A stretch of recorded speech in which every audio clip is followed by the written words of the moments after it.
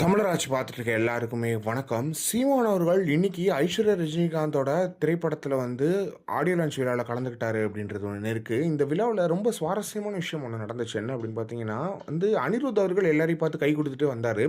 சீமான் அவர்களை பார்த்த உடனே ஒரு டைட்டாக அவ்வளோ டைட்டாக ஹக் பண்ணார் அப்படின்றது ஒன்று இருக்குது. எனக்கு தெரிஞ்ச அனிருத்தும் சீமான் அவர்களும் இதுக்கு முன்னாடி சந்திச்சாங்க அப்படின்றது தெரியல. மேபி சிவகார்த்திகேயன் மூலமாக நட்பு இருந்திருக்கலாம். ஆனால் இவ்வளோ நெருங்கிய நட்பா இல்லைனா சீமான் அவர்கள் மேலே அவ்வளோ நெருங்கிய அன்பா அப்படின்றது தெரியல. அந்த அந்த கட்டிப்பிடிப்பில் அவ்வளவு அழுத்தமான ஒரு கட்டிப்பிடிப்பு. நமக்கு ரொம்ப பிடிச்சவங்கள தான் நம்ம அவ்வளோ அழுத்தமாக கட்டிப்பிடிப்போம் அப்படின்றது ஒன்று இருக்குது. அனிருத்தும் அப்படியே ரொம்ப அழுத்தமாக கட்டிப்பிடிச்சாரு, சீமான் அவர்கள் ரொம்ப அழுத்தமாக கண்டுபிடிச்சாரு அப்படின்றது ஒன்று இருக்குது.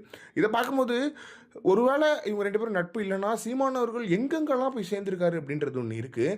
அனிருத் அவர்களோட மனசில் இறங்கி சீமான் அவர்கள் மிகப்பெரிய ஒரு மாற்றத்தை ஏற்படுத்தியிருக்கணும் அப்படின்றது ஒன்று இருக்குது. என்ன காரணம் அப்படின்னு பார்த்தீங்கன்னா அனிருத் போன்றவங்கெல்லாம் இப்போ விஜய் அரசியலுக்கு வந்திருக்காரு.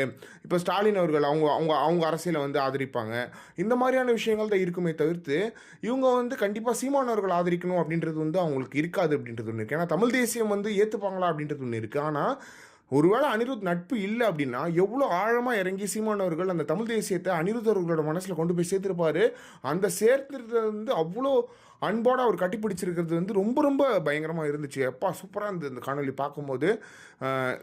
இது மாதிரியான சில விஷயங்கள்லாம் நடக்கும்போது தான் சீமான் அவர்கள் மிக உயர்ந்த இடத்துக்கு போயிட்டாரு அப்படின்றது ஒன்று இருக்குது. ஏன்னா அனிருத் முறையான மியூசிக் டைரக்டர் எப்படி ஒரு காலங்களில் பெரிய பெரிய இசையமைப்பாளர்கள் இருந்தாங்களோ அந்த மாதிரியான காலகட்டங்களில் இப்போ அனிருத் நல்ல ஒரு மிகப்பெரிய இசையமைப்பாளராக இருக்கார். பிரதான படங்களுக்கு அவர் தான் இசையமைக்கிறாரு. அப்படின்னும் போது அவரை மாதிரியான ஒரு ஆள் சீமான் அவர்களை கட்டிப்பிடிச்சது ரொம்ப மகிழ்ச்சியாக இருக்குது. எனவே இதை பற்றி என்ன நினைக்கிறீங்க அப்படின்றது மறக்காம கமெண்ட் பாக்ஸ்ன்னு சொல்லுங்கள்.